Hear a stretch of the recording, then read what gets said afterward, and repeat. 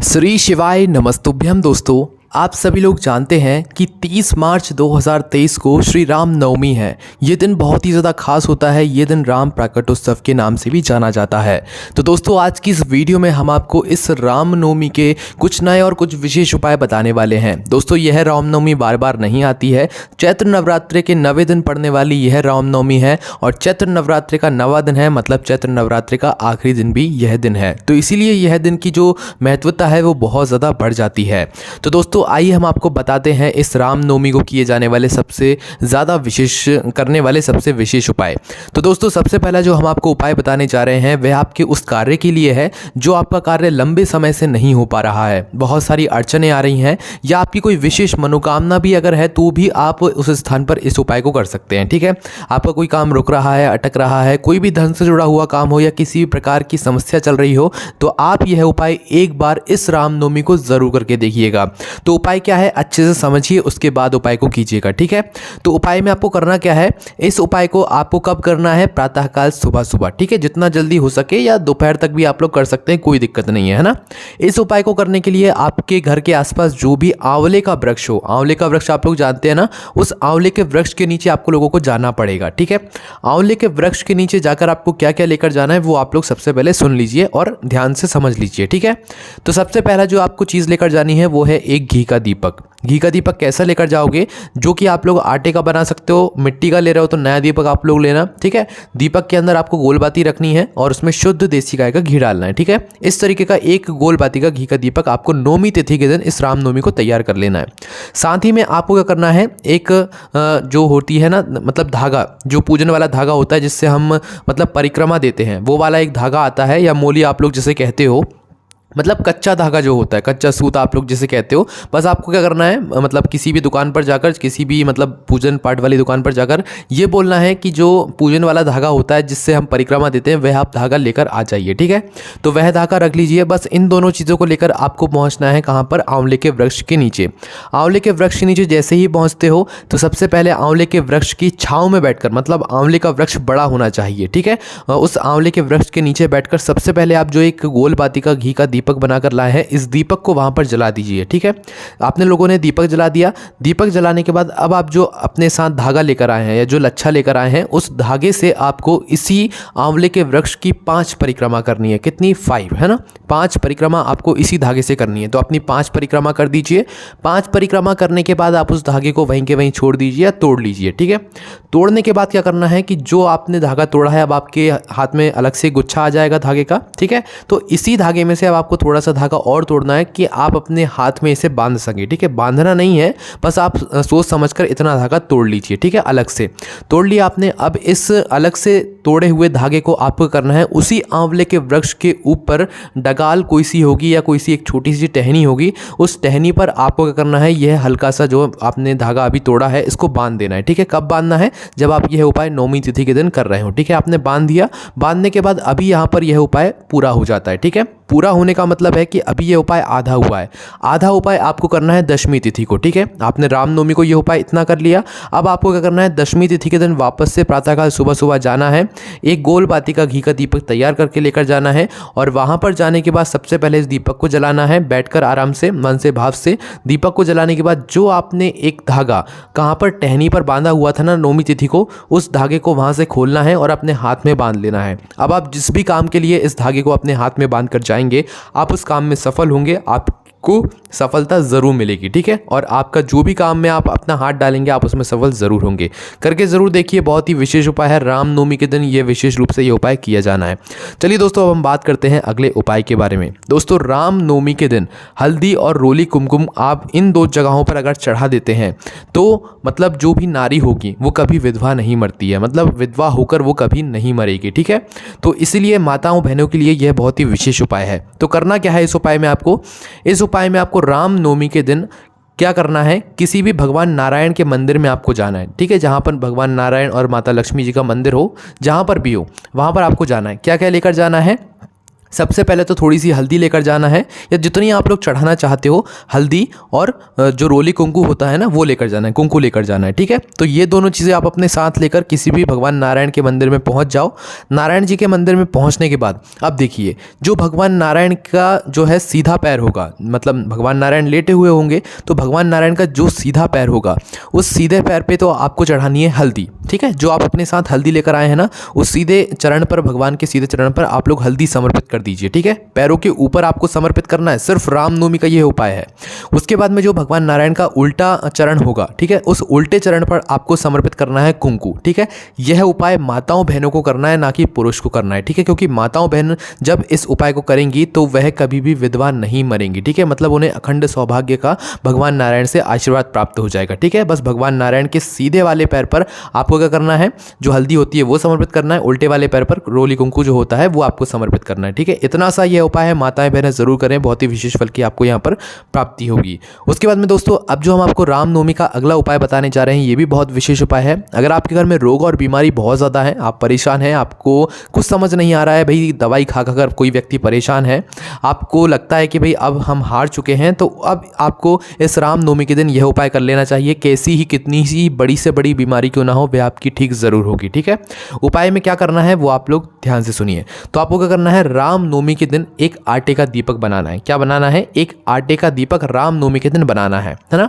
उस आटे के दीपक के अंदर आपको रखनी है 2 बाती, मतलब हमें इस आटे के दीपक को 4 जगहों से जलाना है। तो 2 बाती जब आप लोग रखेंगे एक दूसरे के अगल बगल में, तो ये 4 बाती वाला दीपक बन जाएगा, ठीक है। तो आपको आटे के दीपक के अंदर 4 बाती वाला दीपक तैयार करना है, ठीक है। अब इसमें तेल कौन सा डालना है, यहाँ पर आपको घी नहीं डालना है, यहाँ पर आपको तेल डालना है। कौन सा तेल डालोगे, सबसे पहले आप लोग इसमें तिल का तेल डाल दो। कौन सा तेल, तिल का तेल, ठीक है। 4 बाती रख दो, मतलब 2 बाती रख दो, जिसकी 4 बन जाएंगी, 4 जगह से जो आप लोग जला सकते हो। तो उसके बाद आप लोग क्या करो, इसी दीपक के अंदर तिल का तेल डाल दो। तिल का तेल डालने के बाद आपको इसी तेल के अंदर थोड़ा सा सरसों का तेल डालना है। भले ही 1 बूंद ही क्यों ना डालो, आपका दिया फुल भरा जाए, पर आपको थोड़ा सा सरसों का तेल तिल के तेल के ऊपर आपको डालना है, ठीक है। तो पहले तिल का तेल डालना है, फिर थोड़ा सा सरसों का तेल डालना है। डाल दिया आप लोगों ने। अब रामनवमी के दिन शाम के समय, प्रदोष काल में, शाम 6 बजे से लेकर 6:30 बजे के बीच में आपको यह उपाय करना है। ध्यान से सुन लिया, उपाय का समय है, इसी उपाय के समय के बीच में आपको यह उपाय करना है। रामनवमी के दिन शाम के 6 बजे से लेकर 6:30 बजे के बीच में, मतलब आधे घंटे के समय के बीच में आपको यह उपाय करना है। करना क्या है, आपको इस दीपक को लेकर उस व्यक्ति के पास जाना है जिस व्यक्ति के लिए आप यह उपाय कर रहे हैं। मतलब जो व्यक्ति रोग और बीमारी से ग्रसित है, गोली खा कर परेशान है, अस्पताल जा जाकर परेशान है, उस व्यक्ति के पास आपको लेकर जाना है, ठीक है। वहां पर लेकर जाइए इस दीपक को, ठीक है। दीपक को लेकर जाने के बाद क्या करना है आपको, इस दीपक को उस व्यक्ति के सर से पैर तक, कहाँ तक, सर से पैर तक 21 बार आपको उतारना है। कहाँ से, सर से उतारा, सर से पैर तक लेगा 1 बार हो गया, फिर सर से पैर तक लेगा 2 बार हो गया। तो दोस्तों आपको करना क्या है, उस व्यक्ति के सर से पैर तक जो है 21 बार इस दीपक को उतार कर आपको क्या करना है, जब आप लोग यह दीपक उतार रहे हो तो उस समय आपको श्री भगवान नरसिंह जी का नाम आपको ज़रूर याद से लेना है। जब आप लोग यह दीपक उस व्यक्ति के सर से पैर तक 21 बार उतार रहे हो, उस समय आपको भगवान नरसिंह भगवान का नाम ज़रूर लेना है। नरसिंह भगवान का नाम लेते हुए आप जिस तिथि को यह उपाय कर रहे हैं, मतलब रामनवमी तिथि को आप यह उपाय कर रहे हैं, तो नवमी तिथि का आपको नाम भी लेना है। साथ ही में जिस व्यक्ति के लिए आप यह उपाय कर रहे हैं, उस व्यक्ति का नाम और उस व्यक्ति का गोत्र भी आपको बोलना है जब आप यह दीपक को उस व्यक्ति के ऊपर से 21 बार उतार रहे हो, ठीक है। तो यह बातें आपको विशेष रूप से बोलना है। सबसे पहले श्री भगवान नरसिंह भगवान का नाम आपको लेना है। उसके बाद आपको क्या करना है कि उस व्यक्ति का नाम और उसका जो है गोत्र भी याद से आपको बोलना है, और तिथि का नाम भी जरूर लेना है, नवमी तिथि को आप ये उपाय कर रहे हैं, ठीक है। इन तीनों चीज़ों को बोलने के बाद आपको करना क्या है कि इस दीपक को लेकर जाना है अपने मेन गेट या मुख्य द्वार की चौखट पर, ठीक है। अब मेन गेट कौन सा होगा, जो आपके घर का मुख्य द्वार होगा, जहां से आप लोग अंदर बाहर जाते होगे। अब मुख्य द्वार भी बिल्कुल ऐसा ही नहीं कि मुख्य द्वार की चौखट पर जाकर आपने इस दीपक को रख दिया, ऐसा नहीं। मुख्य द्वार की जो आपकी चौखट होगी, उस चौखट से हल्का सा बाहर जाकर आपको इस दीपक को रखना है। सीधे चौखट पर जाकर नहीं रखना है, चौखट से हल्का सा थोड़ा दूर रखकर आपको जो है यह दीपक आपको रखना है, और वहाँ पर जाकर ये चारों बत्तियाँ आपको जला देना है, ठीक है, और जलते रहने देना है। बस यहाँ पर यह उपाय पूरा हो जाता है। इस उपाय को करने के बाद कैसी ही रोग बीमारी क्यों ना हो, वह व्यक्ति धीरे धीरे करके ठीक होता जाएगा, ठीक है। एक बार ज़रूर करके देखिए, आपको खुद फल की यहाँ पर प्राप्ति हो जाएगी। की। चलिए दोस्तों, अब हम बात करते हैं अगले उपाय के बारे में। दोस्तों, अब जो हम आपको उपाय बताने जा रहे हैं, इस उपाय को करने से भगवान भोले बाबा आपसे बहुत ज़्यादा प्रसन्न हो जाएंगे। ठीक है, और आप चाहें तो इस उपाय को अपनी किसी विशेष मनोकामना के लिए भी पूरा कर सकते हैं। ठीक है, तो इस उपाय में आपको धतूरा चाहिए होगा। नहीं, धतूरा नहीं, धतूरे का फूल चाहिए होगा। ठीक है, तो इस उपाय में आपको सिर्फ 2 धतूरे के फूल चाहिए। अब धतूरे के फूल कैसे होते हैं? जो धतूरे के वृक्ष में लगते हैं, मतलब धतूरे का जो छोटा सा पेड़ होता है उसमें लगते हैं। ठीक है, धतूरे का जो फूल होता है वो लंबा लंबा सा होता है, आपने देखा भी होगा। आपको क्या करना है, बस 2 धतूरे के फूल लेकर आना है। ठीक है, 2 धतूरे के आप लोग फूल लेकर आ जाओ इस उपाय को करने के लिए रामनवमी के दिन प्रातःकाल सुबह सुबह। ठीक है, या तो 2 मतलब थोड़ा लेट भी हो जाओ तो कोई दिक्कत नहीं, उपाय आप लोग कर सकते हो। ठीक है, तो 2 धतूरे के फूल आप लोग लेकर आ जाओ। कब? रामनवमी के दिन। अब इन 2 धतूरे के फूल को लेकर आपको पहुंचना है भगवान शिव जी के मंदिर में। भगवान शिव जी के मंदिर में आपको इन 2 धतूरे के फूल को 2 जगहों पर चढ़ाना है। किस प्रकार से चढ़ाना है वो आप लोग ध्यान से सुनिए। सबसे पहला जो आप फूल लेकर आए हैं धतूरे का फूल, वह धतूरे का फूल आपको माता अशोक सुंदरी वाले स्थान पर चढ़ाना है, जो कि शिव जी की सबसे छोटी बेटी हैं, और इनका स्थान जलाधारी के ऊपर होता है, जो कि जलाधारी के बिल्कुल बीचों बीच होता है।